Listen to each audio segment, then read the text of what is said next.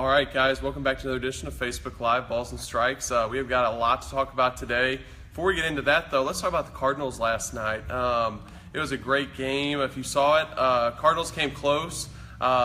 Big home run robbery by off of Adams' bat, but nonetheless, it was a really good game. I don't know if you guys saw Wainwright with that 38-footer, but and there was actually a story on that this morning. He got crossed up with Molina. Molina thought a curveball was coming, and then he had a fastball grip. He didn't want to, knock him down with 95, so he just ended up, choking it and throwing it 38 feet. But nonetheless, it was a really good game, a clean game all around, and those guys are going to be battling back and forth. Absolutely. I mean, it's crazy to see them early in the season. Absolutely, and actually today's game's postponed and moved to Thursday. So hopefully this rain can come and go, and we can get a lot of baseball in. But let's get right into balls and strikes stuff. So first thing, guys, with all the rain here, and looks like this weekend's going to be good weather.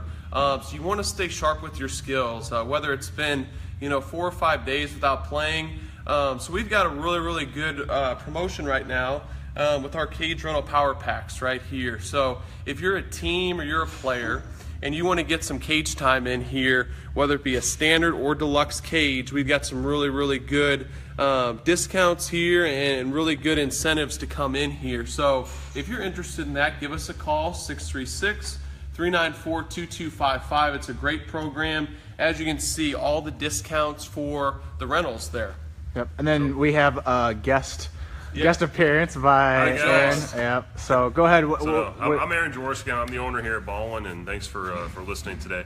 Something else on those power packs that Josh was talking about.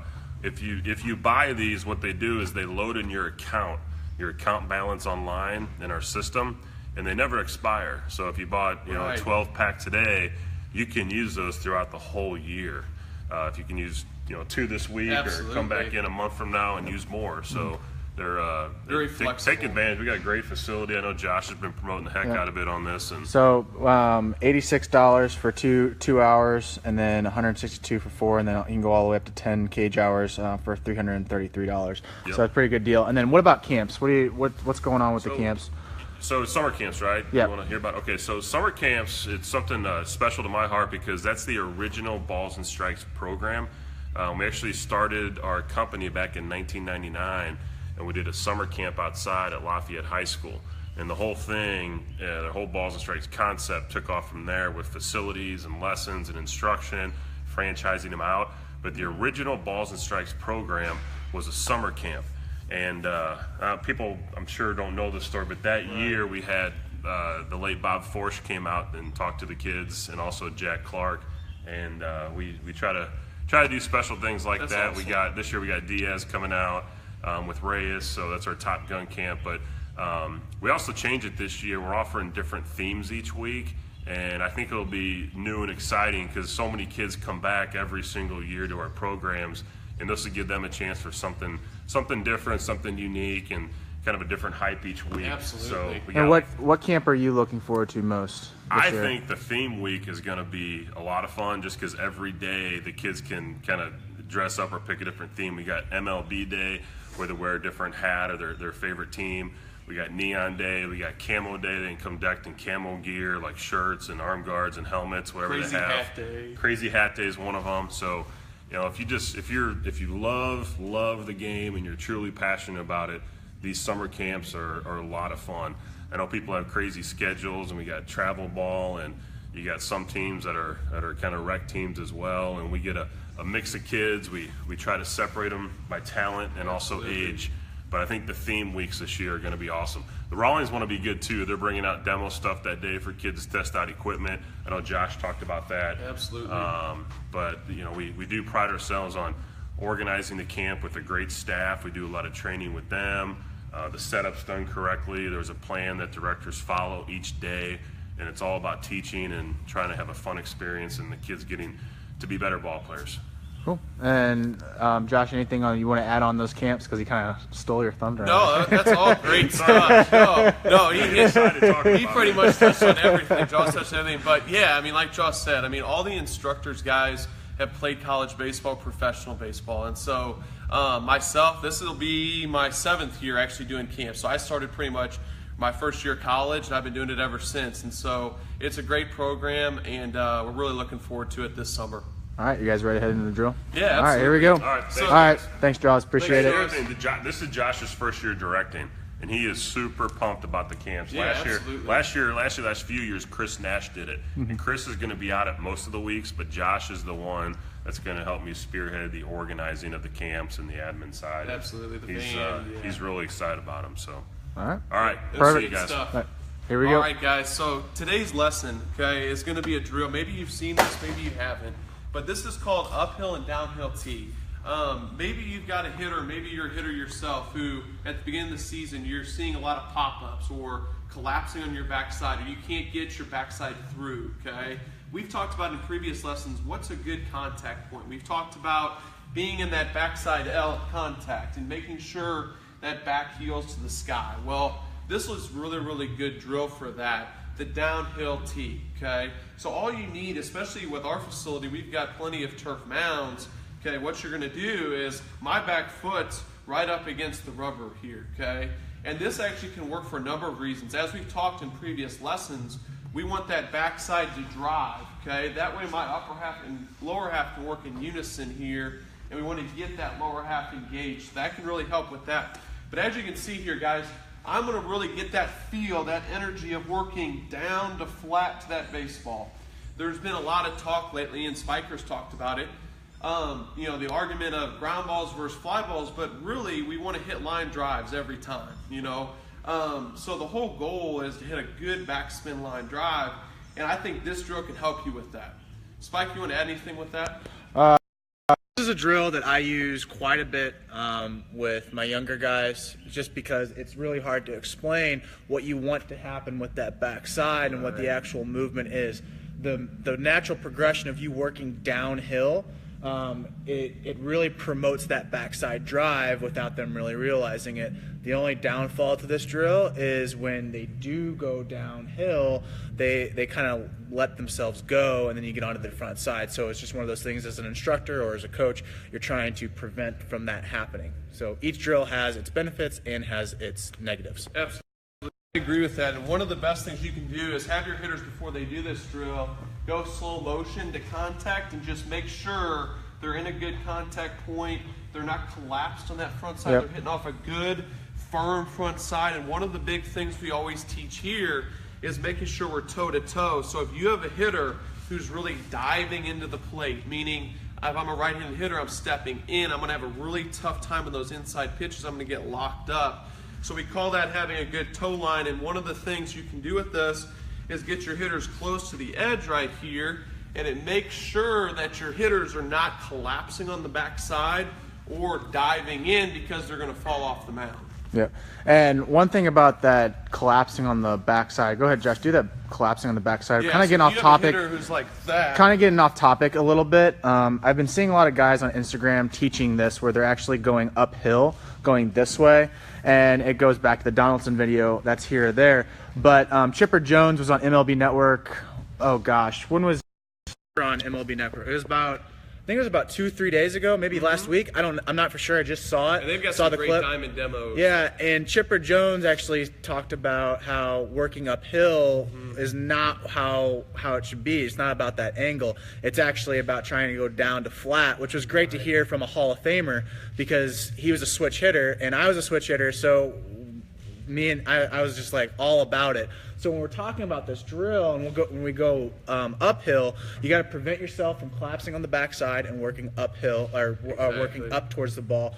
And then on the downhill, really trying to even yourself out. Yeah, so if you're a hitter popping the ball up early in the season, maybe a lot of infield pop-ups, or just mishitting the ball and hitting a lot of flyouts, this could be a really good drill to get that feel of working down to flat, as we talk about, and hitting through 5 baseballs. Okay, so let's demo this right now, and this is our downhill tee. So I'm really going to work here to get behind that baseball, center it, and hit a good line drive to the back of the net.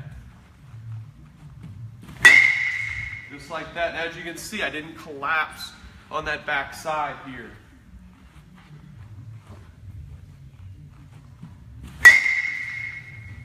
The goal every time, guys, is to hit a good line drive and stay firm on that front side here. just like that. All right? All right, so let's go on down to the uphill and let's kind of view that one. So as you saw right there, that's a great drill if you're hitting a lot of pops. Now this side, this is going to be kind of the opposite here. So as you can see, I'm working uphill. Now you'd say, well, why do you want to do that? Well, one of the things we want to do, we want to make sure we're not collapsing on that front side either. So it's going to make me stay behind the baseball, get to a good contact point. Spike, you want to add anything? No, just let's go ahead and view this drill. So again, as you notice, Josh is really focusing in on that front shoulder and trying to stay even with it all the way through that swing. Yep. Last one.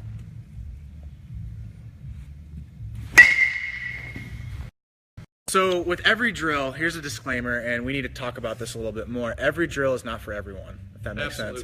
And when we talk about these drills, it's getting the players out of their comfort zone, and that's one thing that a lot of players don't like to do. They like to stay comfortable. We got to challenge them. Yeah, and that's our biggest issue with lessons is really trying to get the player, not make it mundane. Yeah, not making mundane, getting him out of the comfort zone. So when we're talking about this uphill or downhill, some may say, well, that's kind of crazy. Why would you do that? Because you'd never hit on a mound in a game. Of course, you wouldn't hit on a mound during the game, but you're getting yourself out of your comfort zone, which is a huge benefit when trying to learn something new. Absolutely, and if you really understand the purpose of these drills, so for instance, the uphill right here, if you've got a guy who's really heavy on his front side, which what I mean by that is when they land, they're like this. This is a great drill. One of the things that I was taught is you want to think of your front side almost like you're on an ice rink, okay? So if you land too heavy, you're going to do the splits. So you want to make sure we stay behind that front side right here, and then I attack. So I don't necessarily use the word stay back, but one thing I do say is we want to stay behind the baseball as we attack that baseball.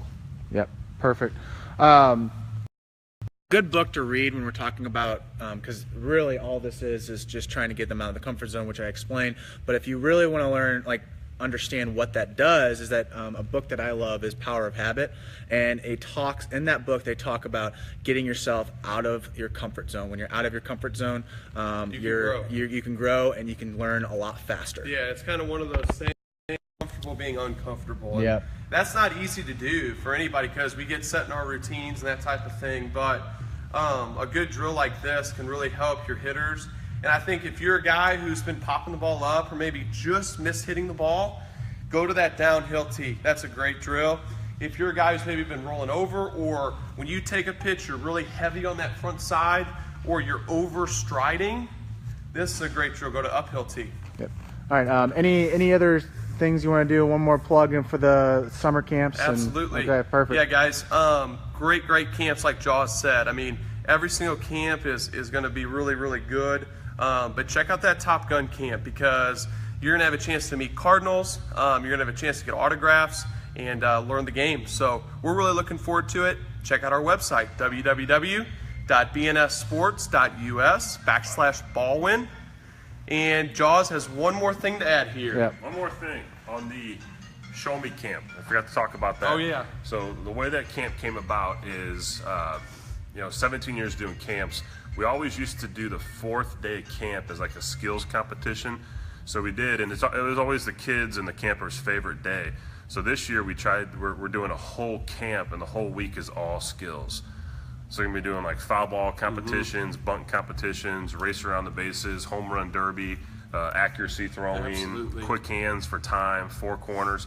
All these different baseball games are coming up with, and the kids, they're going to compete, but it'll be a friendly environment. It'll be a ton of fun. They're going to love it. That's the Show Me Camp. Perfect. So.